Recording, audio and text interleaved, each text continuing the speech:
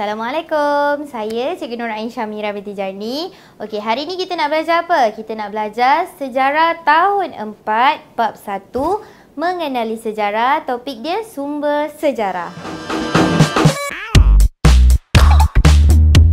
Baiklah, sebelum kita masuk kepada sumber sejarah ada berapa, apa itu sumber sejarah, kita kena tahu dulu. Kenapa sumber sejarah ni penting? Sumber sejarah ni penting supaya ketepatan sejarah tu kita dapat. Seperti contoh, bila merdeka, orang tanya merdeka, kita tahu tarikh dia 31 Ogos. Bukannya, berapa 18 kot, 19 kot. Salah. Sebab tu kita perlukan sumber sejarah. Supaya kita boleh kaji dan kita boleh tahu maklumat tepat, maklumat yang betul-betul sahih tentang sejarah tersebut. Itu pentingnya sumber sejarah. Okey, untuk kita tahu sumber sejarah ni dia terbahagi dengan berapa. Ini dia senang je, paling mudah sekali. Sumber sejarah terbahagi kepada berapa? Terbahagi kepada 2. Okey, yang pertama kita tengok dulu. Kita nak buat kelas kan? Tapi kali ni kita tengok kelas yang pertama dulu. Sumber sejarah yang pertama. Okey, sumber sejarah yang pertama awak kena ingat adalah sumber primer. Apa dia? Sumber primer. Sumber primer. Okey, nanti saya beritahu apa sumber primer tu Okey, kat sini macam mana kita nak tahu sumber primer tu apa? Ni, nampak ni P. Okey, ni apa? Kalau macam ni, ni pertama. Satu kan? Pertama. So, sumber primer ni adalah sumber pertama. Paling mudah sekali. Sumber pertama. Awak kena tahu sumber sejarah terbagi pada 2. Yang pertama, sumber primer. Macam mana nak tahu sumber primer tu sumber pertama ke sumber kedua? P. Pertama. Primer pertama. Boleh? Boleh. Okey, sekarang ni apa? Cikgu, sumber primer tu apa? Sumber primer apa? Saya pun tak tahu. Taklah, saya tahu. Okey, sumber primer tu adalah sumber sejarah yang belum diolah. Yang belum diolah. Okey, sumber asal. Dia sumber yang belum diolah. Diolah tu maksudnya apa? Saya tak tahu. Okey, saya bagi tahu. Diolah tu contoh awak jumpa satu batu. Okey, awak jumpa satu batu, awak jalan-jalan jumpa satu batu. Lepas tu awak jumpa batu tu bentuk macam ni kan. Okey, ini sumber yang pertama awak jumpa. So, awak biar ini adalah sumber pertama. Lepas tu awak ubah dia jadi bentuk bulat. Ini sumber kedua. Maksud diolah tu dia belum ditukar. Dia tak ditukar. Kita tak usik, kita jumpa macam ni, kita bawa balik macam ni. Okey, boleh faham? Diolah tu maksudnya kita tak tukar apa-apa. Jadi sumber pertama adalah sumber yang belum diolah. Atau lebih mudah adalah sumber asal.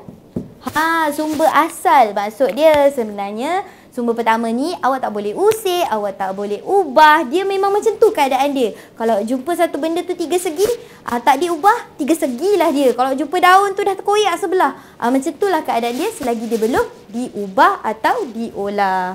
Okey, kita nak tengok antara contoh atau contoh sumber pertama. Macam mana? Okey, baiklah. Tadi kita dah tengok apa itu sumber primer. Okey, tak diolah, sumber asal. Sekarang ni kita nak tengok contoh sumber primer. Apa contoh-contoh sumber primer? Okey, awak kena ingat 4 benda je. Fatimah makan daging asam. Apa dia? Ulang balik, nak dengar? Fatimah makan daging asam. Okey, Fatimah F. Makan M. Daging D. Asam A. Okey, apa ni cikgu? Fatimah makan daging asam. Okey, Fatimah makan daging asam. Contoh kepada sumber primer adalah yang pertama adalah fosil. Sebab tu kita ada F, ambil F. Fosil. Yang kedua, manuskrip. Manuskrip. Nanti saya bagi tahu apa benda manuskrip. Yang ketiga, D, daging. Dokumen rasmi. Dokumen rasmi. Okey, dan yang keempat terakhir, asam. Artifak. Okey, kita tengok contoh. Saya bagi awak contoh supaya awak boleh nampak. Okey, apa ini fosil?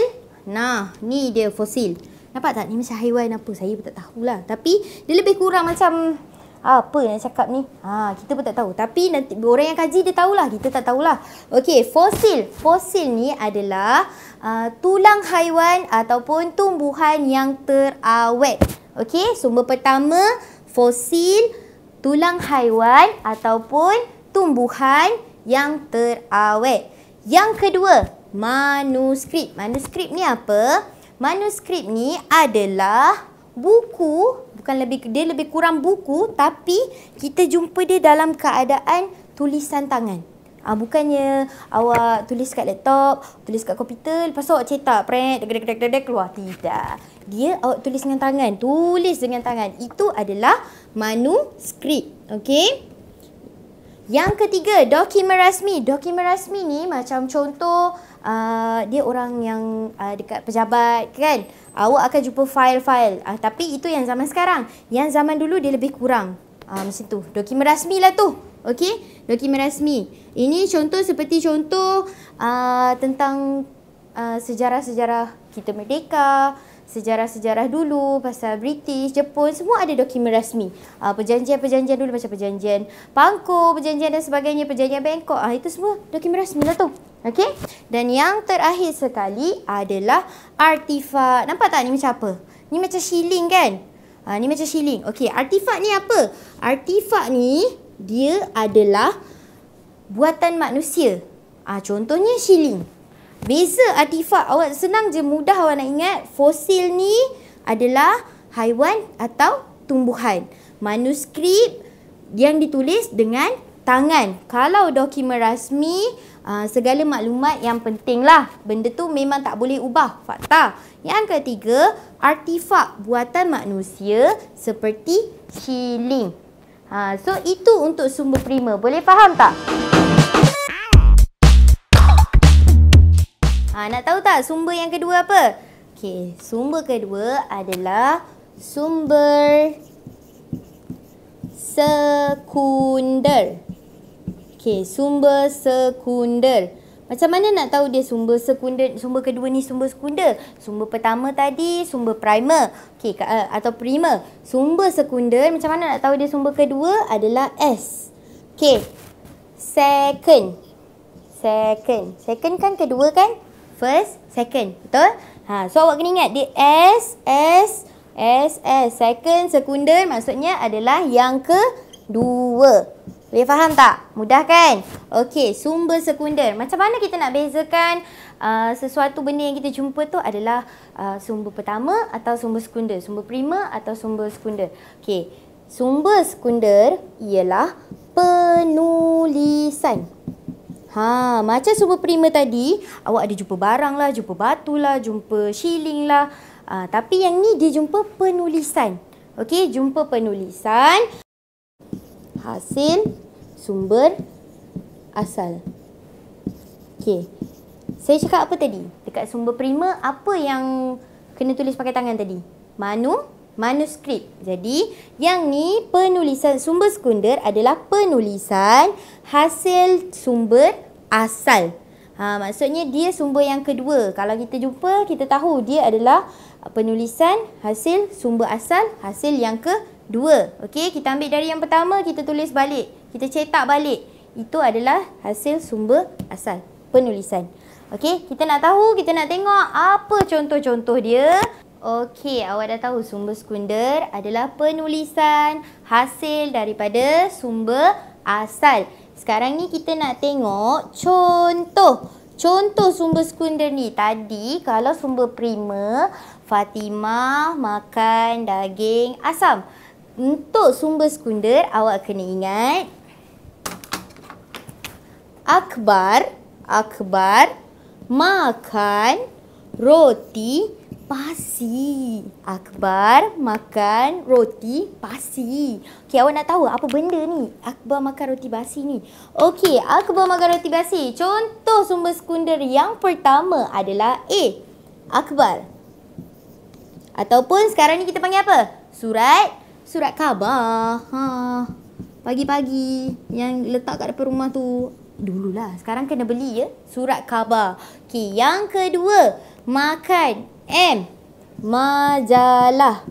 Okey. Tapi Awak kena faham tau. Kalau konsep majalah untuk sejarah bukan konsep majalah hiburan tau. Dia majalah pendidikan. Okey? Jangan salah pula. Yang ketiga, roti adalah risalah. Okey, cikgu, risalah tu apa? Risalah tu macam contoh kan, awak pergi jalan-jalan dekat satu mall ke, satu kedai ke, tiba-tiba dia bagi macam sekeping kertas tu. Itulah risalah. Boleh faham tak? Okey. Next, basi ialah buku. Okey, sebab penulisan kan, so mesti ada kaitan dengan buku. Jadi kalau awak nak ingat untuk contoh sumber sekunder mudah saja, iaitu Akbar makan roti basi. A for Akbar atau surat khabar. Ni, contoh yang ni. Nampak? Ini surat khabar yang lama dulu tau. Ni nampak, bahasa kebangsaan, bahasa rasmi tunggal, utusan Malaysia, doa restu Menteri Senum, macam itulah. Okey, ini akhbar, ini contoh akhbar atau surat khabar. Yang kedua, majalah. Ini contoh majalah lama. Dunia Majalah Melayu, era sebelum perang 1900 hingga 1941. Majalah Guru. Okey, majalah. Okey. Yang ketiga, risalah. Okey, risalah sekeping je. Ingat, risalah tu sekeping sahaja. Malaysia Membaca, antara inisiatif selari dengan Malaysia Membaca adalah sekian-sekian. Okey, risalah ni dia menyampaikan maklumat, okey. Ini risalah yang sekarang. Okey, saya tak jumpa risalah yang dulu, tapi kalau saya jumpa nanti saya share balik. Sebab saya ada tapi saya tak terjumpa dekat mana. Okey, risalah Malaysia. Okey, ini Malaysia Membaca. Risalah ni dia menyampaikan apa orang kata, maklumat lah. Bukan dia risalah biasa-biasa, risalah yang menyampaikan maklumat. Contoh kalau kat sekolah mesti ada yang datang, dia bagi poster anti dadah ke, poster dia mesti sertakan sekali dengan risalah. Yang terakhir adalah buku. Okey, ini buku ni Sulalatus Salatin, tentang sejarah lah. Okey, Sulalatus Salatin, sejarah Melayu. Jadi mudah saja untuk sumber sekunder. Awak kena ingat apa contoh dia? Akbar makan roti basi. Akbar surat khabar. M majalah. Risalah. Buku adalah buku. Okey, itu saja. Jadi kita nak recap balik daripada yang tadi tu. Sumber sejarah ada berapa? Sumber sejarah ada 2. Yang pertama, sumber prima atau sumber pertama. Dah diolah ke belum? Belum. Sama dengan yang asal? Ya, sama dengan yang asal. Apa contoh-contoh dia? Fatimah makan rendang asam. Fosil, manuskrip, dokumen rasmi dan juga artifak. Kalau sumber sekunder adalah sekunder S. Second, sumber kedua adalah penulisan hasil daripada sumber asal. Contoh dia apa? Akbar makan roti basi. Akbar surat khabar. Makan majalah. A roti risalah. B basi buku. Sekian saja kelas kita untuk hari ini. Sesi kelas bestari kita hari ini. InsyaAllah kita jumpa lagi di sesi akan datang. Bye-bye. Assalamualaikum.